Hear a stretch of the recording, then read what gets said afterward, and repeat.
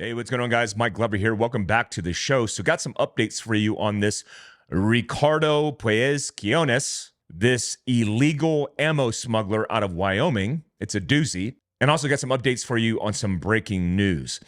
This Ricardo guy gets rolled up in Wyoming. Just as a reminder, if you didn't watch the last videos, he gets rolled up a little over a week from the dudes who get rolled up in Kansas City, transporting 180,000 rounds of 7.62. So this guy's coming from the other direction out of Utah, driving through a small town in Wyoming and gets pulled over speeding at a truck stop. Come to find out, he's illegal, twice deported in 2012 and 2014, and he's transporting 18,000 rounds of 7.62 by 51. Now, we've confirmed that. It was 7.62 by 51. 18,000 rounds. So this guy's facing up to 15 years in prison and a $250,000 fine. But as per standard operating procedure, I guess in our countrywide, he gets rolled up and he gets out on an unsecured bond of $20,000. Unsecured means he basically doesn't have to post any money up front. So he gets out and surprise, surprise, he's a no-show. That's despite the U.S. Attorney Cameron Cook of Wyoming arguing in the motion last month that Quiones' actions indicate that he's contributing to drug cartel operations. So they're putting it together, but the judge in this case, Chief Magistrate Judge Scott Klosterman, set him at a $20,000 unsecured bond, and he was released. And on May 27th, May 27th, last week, he didn't show up.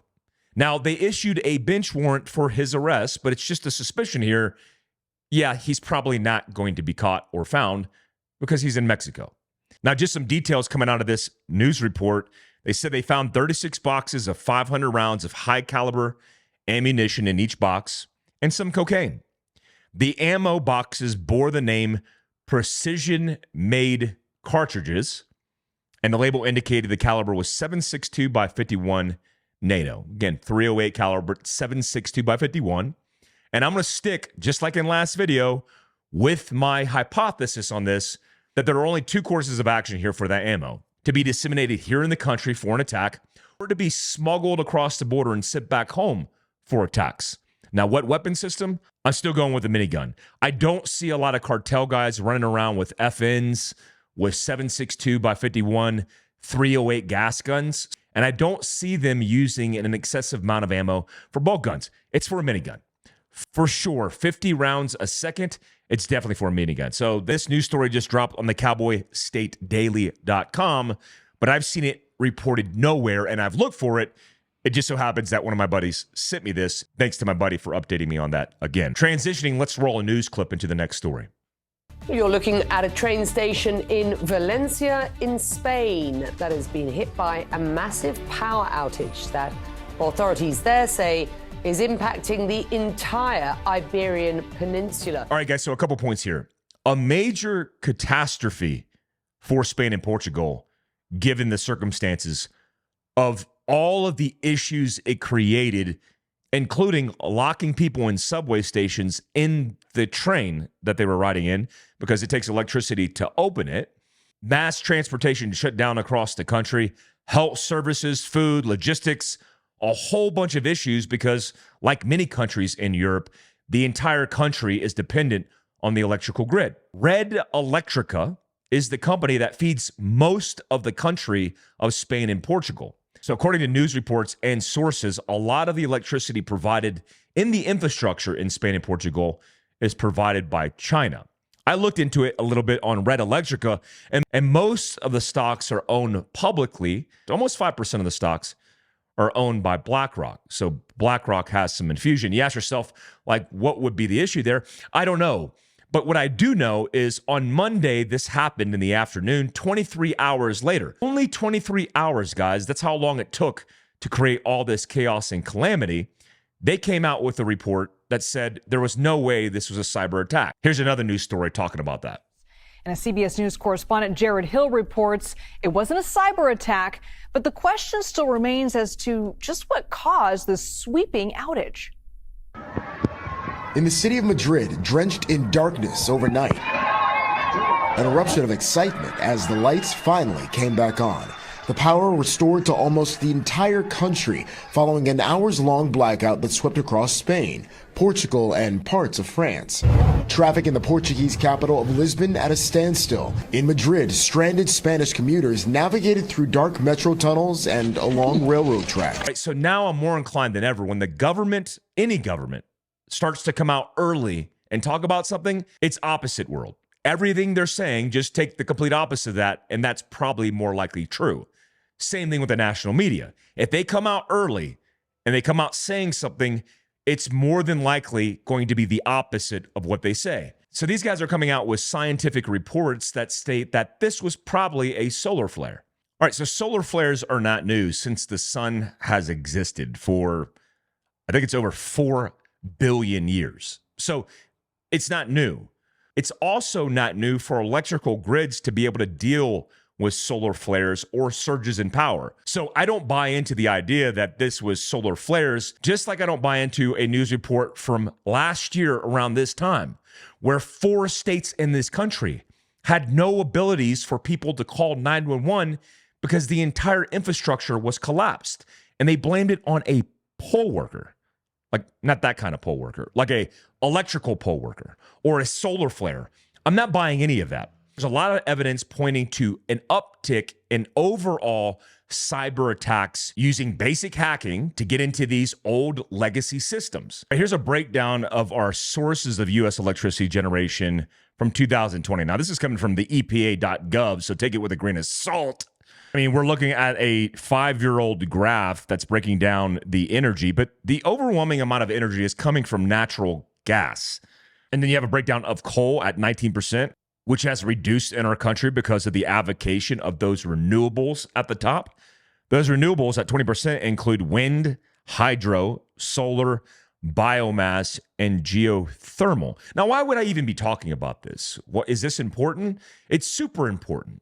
The reason it's super important is because as AI gets more advanced by the second, it also means at the same time, our grid is becoming more vulnerable. It means as an individual, as a policymaker, as a human being living in this country, that our dependency without contingencies in place leaves us more exploitable. For example, the power outage called the Northeast Blackout in 1965 affected over 30 million Americans in 8 northeastern states and parts of Canada, which was caused by a faulty relay at a generating plant in Ontario. Remember that whole thing where the premier in Canada was threatening to shut down power to the Northeast?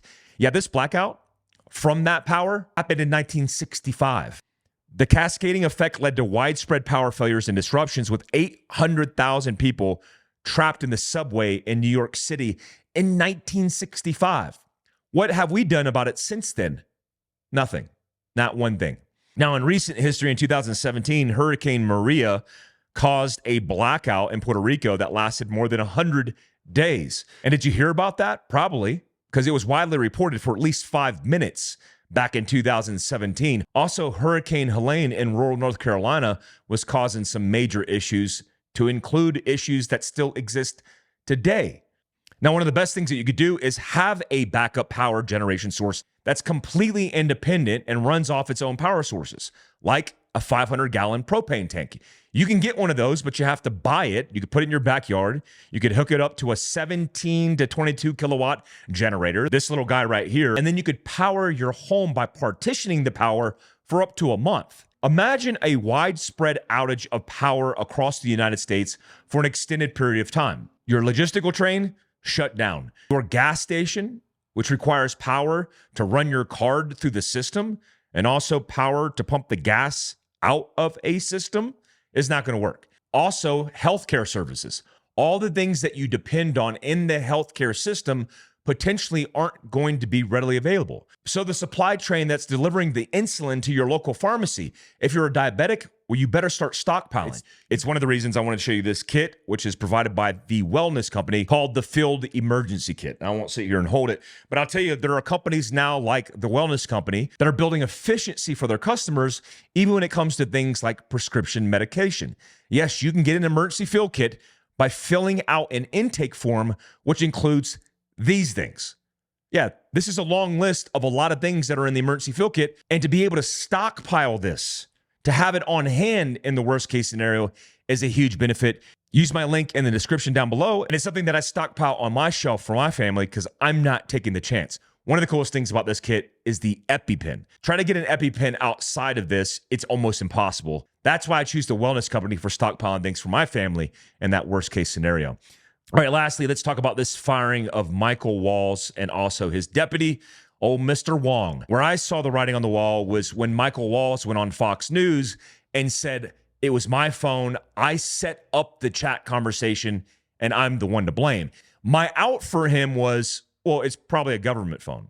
After an investigation was launched, it's my opinion now that Mike Walls likely had that contact in his phone, and as a congressman in Florida, as a lieutenant colonel in the military, was likely talking to these guys before he got into the White House in his senior position. Now, do I think he's a traitor? No, I think he made a mistake. But as Trump stated on April 3rd during an interview, always we're going to let go of people we don't like, or people we don't think can do the job, or people who may have loyalties to somebody else. This is not going to be the end of the firings. There's a lot more firings to come. Guys, I'm off to the underground to talk about planning. I'm actually doing a planning block. Yeah, I know it's not the coolest thing in the world, but we'll be talking about 5-paragraph operations order in the military, how the structure of that can translate to a plan of preparedness in that worst case scenario. I'm sure you're going to dig it. I'll link it all down below. Until next time, appreciate you guys.